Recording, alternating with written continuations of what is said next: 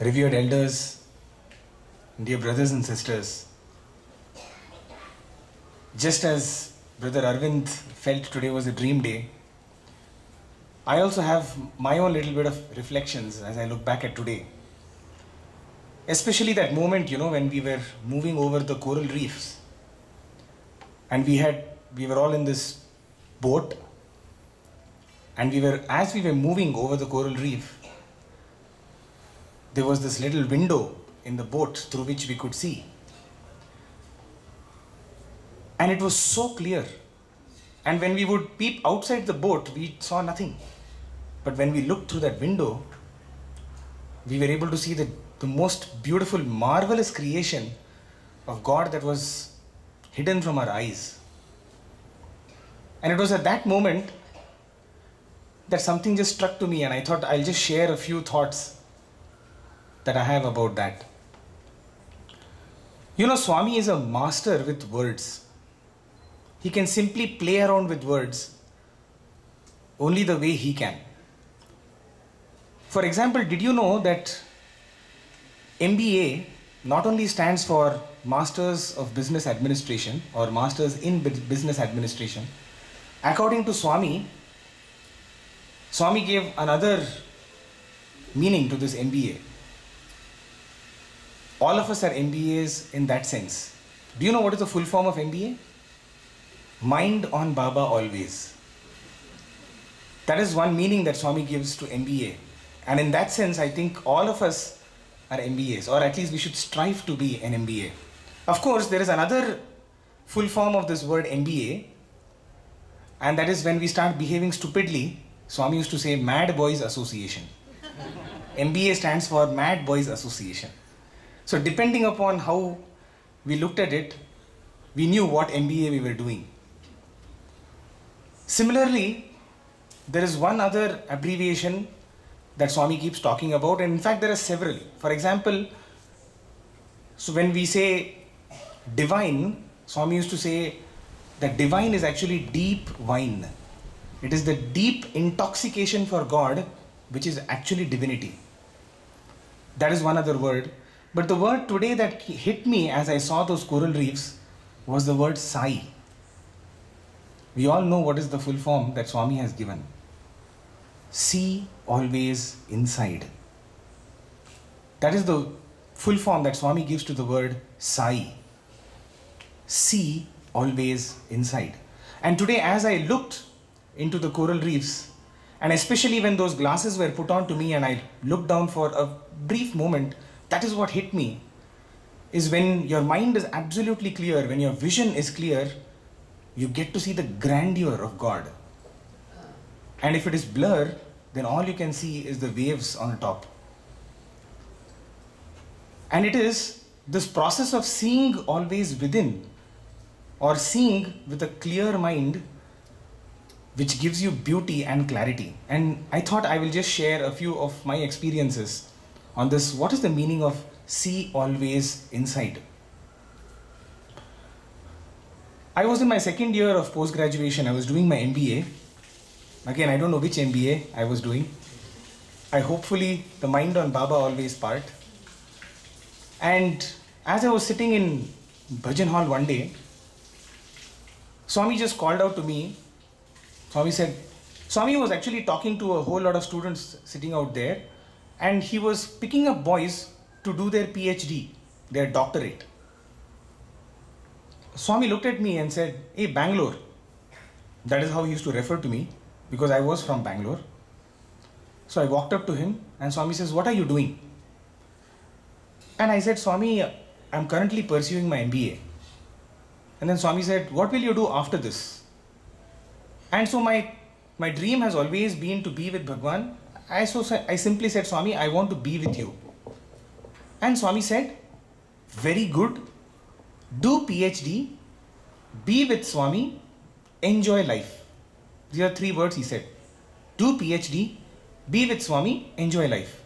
And I was thrilled because, it's very difficult to get Swami to tell you what you should be doing. And here I was, without me even asking, Swami was telling me what I was supposed to do.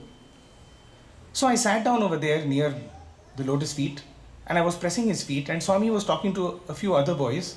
About 10 minutes later, he looks at me again and says, "What are you going to do?" Again. So I simply replied, I said, "Swami, few minutes back, you had mentioned that I should do my PhD. I will do my PhD, if Swami permits." And then Swami says, No. PhD the university will give you. So we have the Sri Sathya Sai Institute of Higher Learning, and Swami said, the university will give you PhD. Swami said, my degrees are much tougher. My degrees. That is, the Sri Sathya Sai Institute of Higher Learning will give you a PhD, but Sri Sathya Sai's degrees are much, much tougher. And the moment I heard this, it kind of, I had a chill in my spine, because I knew now Swami is talking really seriously. And so I simply folded my hands and I said, "Swami, that strength you should give to clear that degree. Because if Swami is telling that that degree is so tough, then obviously he has to give me the way to clear that degree, isn't it?" And the moment I said, "Swami, you should help me clear it," Swami said, "Don't put it on me. You do your duty. You do your duty, the strength will come automatically." What Swami had told me, in my understanding, is look for the answer within. See always inside. And eventually, ever since that moment, there were two other occasions when Swami has spoken in very cryptic ways. So this happened in January of 2004, and in August of 2006, we were putting up a program in front of Bhagwan, and Swami had come to see it. And after the program, I was pursuing at that time my master's in philosophy. After the program, out of the blue, Swami calls me and asks, "Did you pass?" That's all. And actually he even spoke it in a language which was new to me. He said, "Did you pass?" In Tamil he said, "Pass ayacha?" And the moment he said, I did not know what exam I was supposed to pass. There was no physical exam or no academic exam that was anywhere near which I had to pass and let Swami know about. But my mind immediately went back to the degree that Swami was talking about, and I simply closed my eyes and I looked at Swami and then said, "Swami, you know whether I have cleared that degree or not." And Swami looks at me and says, he just looked at me and said, "No." It was a very kind of a very negative expression from Swami, meaning I understood two things out of it again, which is, you have only this much more and you are not putting in effort. Put in a little more of effort, because you have got only this much more. The other meaning that when I look back, was that you failed by this much. No problem, you have a supplementary exam. You have another exam to get this chance to clear it. So I keep looking back and I have to find that answer within. See always inside. The next interaction that I had was on 12th of September 2009, when Swami was blessing all our parents along with us. And as Swami went past me, he said, "What are you doing?" And the way Swami asked me, the way he asked, "What are you doing?" immediately my mind went back to the same degree, as if I felt Swami is asking me, "What are you doing about your degree? You're wasting your time." Maybe because I was feeling a lot guilty. And so I said, "Swami, you know whether I'm doing enough." And then Swami says, "What are you doing?" Once more he asked.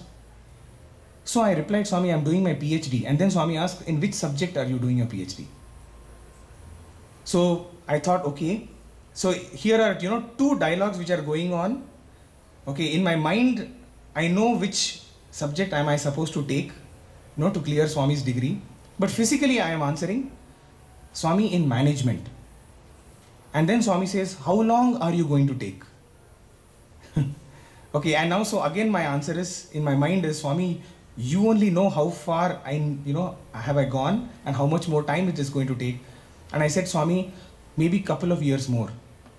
And then Swami said, final year, final year. And I still don't know whether the final year continues, because again, what is final year for Bhagwan? But he simply said final year. And so every time Swami has ever interacted with me, it has given me a chance to go back within, to seek that Sai inside of me. And I think each one of us can take up this acronym, See Always Inside, to be a kind of a mantra in our life.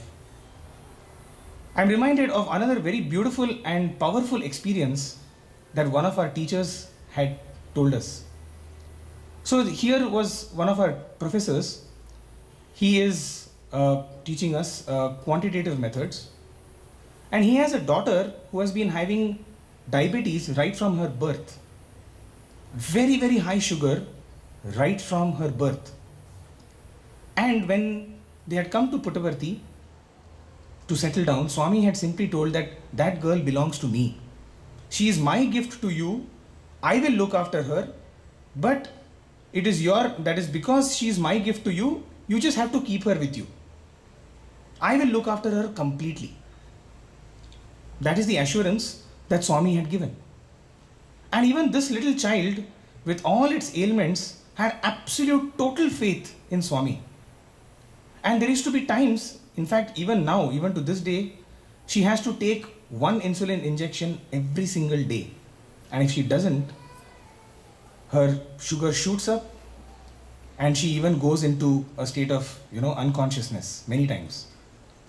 So this was a particular time when it was, I think, 2008 December, when Swami out of the blue walks up to him and says, "Are you ready?" So he doesn't know what Swami is talking about. So he says, Swami, he asks again, and Swami says, "Are you ready?" And so he says, "Yes, Swami, I am ready." Swami says, "Good." And so started a series of events in his life, in his daughter's life, which tested them. And here is how it started. She had a little cut on her finger, on her toe, which you know what happens when you have diabetes, which quickly grew into a very gory injury, and she had to undergo an operation. And before undergoing an operation, he wanted to ask Swami whether the operation should be done, because she is not my daughter, she is Swami's daughter, and I cannot take a decision on behalf of her, just because I am the father, because Swami had very specifically said that she is my daughter. So every day he used to sit in the darshan and he used to keep asking Swami. Every day he used to sit with a letter to ask Bhagwan. And every day Swami used to avoid him. And days were passing by, the doctor was saying, "We need to do this operation right now." And he says, "But I don't have permission from Swami to do." And then the doctors, they say that, does Swami know more or do we know more? We are telling you, you have to undergo this operation. And so he says, "Okay, let my daughter decide." And the daughter also says, "I am going to die, but I will not perform this operation until Swami tells that I should undergo." Just imagine, here is a little girl, of course she's about 17 years old at that time, undergoing excruciating pain every single day, but she says, until Swami gives instructions, I will not decide to do anything. And so days are passing, weeks are passing, and this injury is growing, and it seems at one point of time the entire leg simply opened up. And it was an extremely gory sight. The doctor said, "We cannot handle it anymore. You just take your daughter. We are not taking any responsibility for this daughter of yours, because you are not able to take a decision." Why? Because you have kept your faith in Swami. Just imagine what the father is supposed to do. And every single day, he is seated about 7 or 8 feet away from Swami, and Swami is sitting for 1.5 hours listening to bhajans and listening to Vedam, but is not giving him what he is supposed to do. He doesn't even take a single letter from him. Does not even give him one opportunity to ask. And so he simply sits on over there. And finally the girl is brought back home, and they are simply counting days. Until one fine day, Swami casually walks up to him and says, Bhagya, his name is Mr. Bhagya, Bhagya, how is your daughter? As if he doesn't know. And it was at that time when Mr. Bhagya simply broke down in front of Swami and said, Swami, you know what is happening. And then Swami says, yes, I know. And then Swami materializes Vibhuti and gives it to him and says, nothing is going to happen to her. Mix this Vibhuti, little Vibhuti in water and give it to her, she will be all right. And so it happened, needless to say, that she recovered within a week or two. But now the next challenge was, she had spent almost a couple of months in the hospital, and so here she had missed all her classes, and there was this really important exam which was coming up, and now whether to sit for the examination or not was the next question.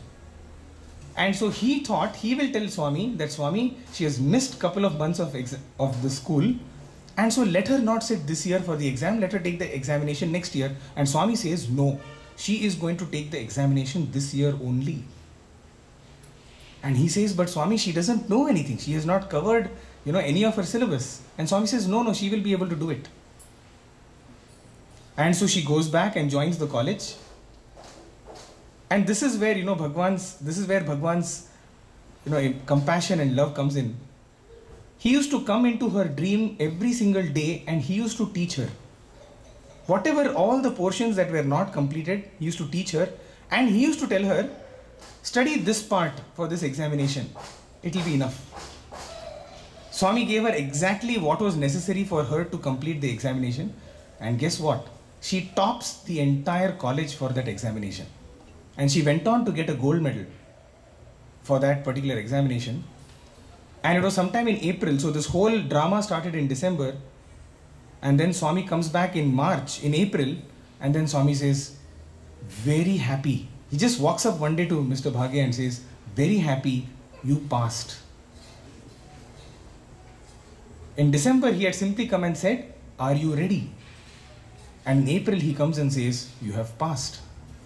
And it was in fact in November of that year, when Swami was giving away the gold medal to this girl, Swami publicly announced, and in fact it is recorded for posterity, Swami made Mr. Bhagya get up and said, if you have to have faith, you should have faith like this gentleman. Swami did not go into the details of what had happened, but it was after this that Mr. Bhagya told us this entire story. It is faith that helps you to see always inside. Because the answers are always seated in the bosom of our heart. And Swami gives a very beautiful explanation for how this faith should be. He said this faith should have three things. That is, he says, once you have faith, this faith has no failure. Faith knows no failure. There may be several thousands who have lost something in their life, but if you have even one person had little bit of faith, he has never lost anything. That is the power of faith. Faith knows no failure. Secondly, Swami says, faith knows no frustration. Because we know that what is happening to us is always good for us, and so there can never be frustration, and therefore there can never be depression. And finally, Swami says, faith knows no friction. Faith knows no failure, faith knows no frustration, and faith knows no friction. Friction meaning you never get into an argument with God. You never have any friction with God. You don't doubt Him because you know that every moment of your life He is guiding you. And this is one thing that Swami says, how can we build this faith? And how can we always see inside? See always inside. And Swami gives another abbreviation over here, and that is called CIA. And that is constant integrated awareness. Can we constantly remind ourselves that He is around? And eventually you will start having experiences. And I would just like to share a couple of experiences of mine. Oftentimes, when I had come to Bangalore after finishing my schooling, and I was eligible to have a two-wheeler, was eligible to buy a two-wheeler, and so I forced my father to buy me a two-wheeler, but my father said, you have to be very careful, and he made me sign on the back of the receipt of the two-wheeler that I will not commit any mistakes. I will not do anything wrong with this two-wheeler. And couple of times, I had fallen into, I had slipped a couple of times. And so what I decided to do was to keep reminding myself that Swami is sitting at the back. And Swami gives a very beautiful example over here. He says that, most of us, we have seen our drivers. The driver sits in the car, and when the master is in the car, the driver is absolutely, buttoned up to here. He wears his cap and he's driving away. Okay, and all the time listening. Even the music that he puts is something that the master likes. Okay, and he's very careful about what he's seeing. He will not see outside any, posters or hoardings, because he knows that his master is watching. Okay, and he's just driving and, straight drives to his location. The moment the master gets down, he unbuttons, removes his cap, starts whistling and puts his hand over there, puts on the music that he wants, looks around.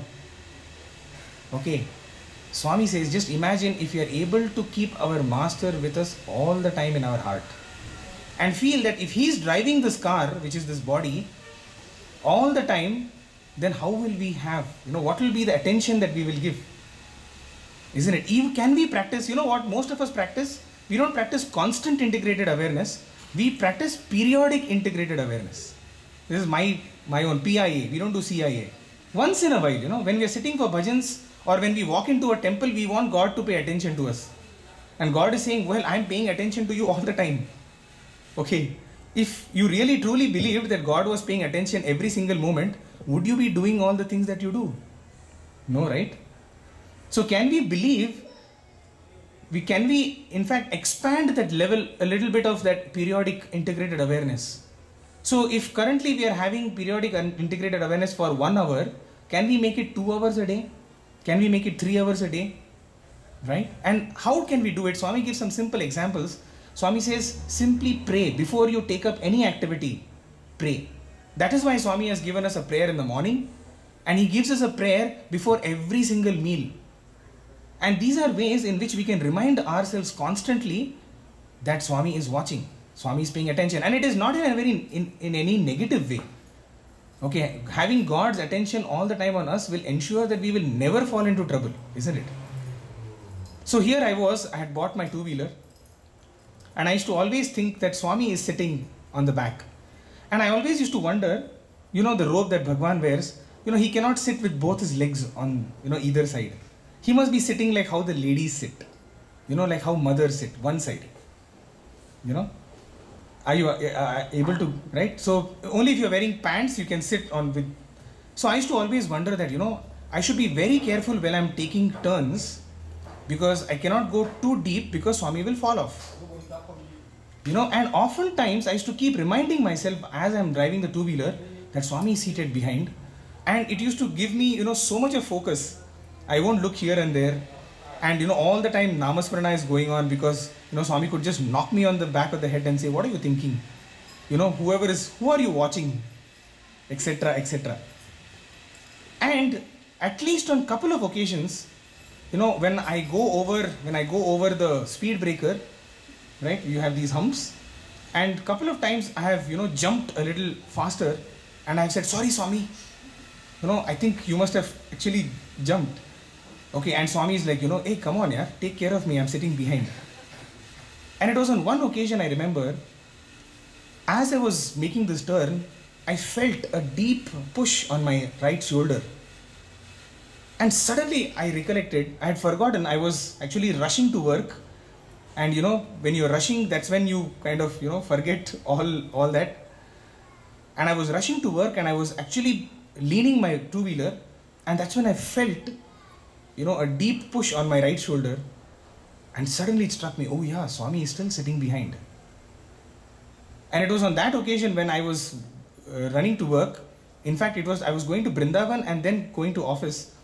And as I was coming back from office, there was this huge mist. I mean, there was long, huge amount of mist, which reduced the visibility to something like 1 meter. I was barely able to see more than a meter. And so even as this this tug on my shoulder, I said, okay, Swami does not want me to rush. Even if I get late to office, no problem. So I reduced my speed, and even as I was reducing the speed, I was almost going to ram into a buffalo. Okay, had I gone at the speed at which I was going, there was no chance that I could have missed that. Suddenly this buffalo, is there in front of me on the road, and because of my lower speed, I was able to negotiate that. And I simply said, thank you, Swami. And I have had a couple of experiences like this, but what I wanted to share with you all, or what I wanted to leave with you all this evening is, can we always try to have that? Because once we have His attention on us, there can be no force on earth which can trouble us, which can bring us anxiety, which can bring us frustration, which can bring us any kind of failure or friction. So with those words and this prayer to Swami, that he gives us this vision of him seated in our heart. Because as Swami says, this heart is a single seat sofa. This heart is a single seat sofa. Either the world can sit in it or God can sit in it. It is just like this sofa that is placed over here. It is our decision. Are we going to allow the world to sit or God to sit? Because both cannot sit. But you know what? The promise is that when you get God seated over there, automatically the world gets attached to him, because he is the creator. It is his world. And so once you choose, and the analogy, I'm sorry to continue a little more, because the analogy that Swami gives over here is, if you were to climb up a coconut tree, so you have a long coconut tree, and you say that no, actually climbing the tree is so difficult, let me go and try to pluck the coconuts from the shadow. Are you going to get any coconuts just because it is easier to do it? Swami gives this example. No, you just cannot get there. But guess what? If you climb up the coconut tree and pluck the coconut, you also get that, and even in the shadow you get it. And he says the coconut tree is like God and the shadow is like the world, because that is his creation. If you get God, automatically the world gets added on to you. So with that prayer, that we will choose God to be seated on the single seat sofa in our heart, and we will always make it an endeavor to see within, because that is where our Sai resides. Thank you, Sai Ram.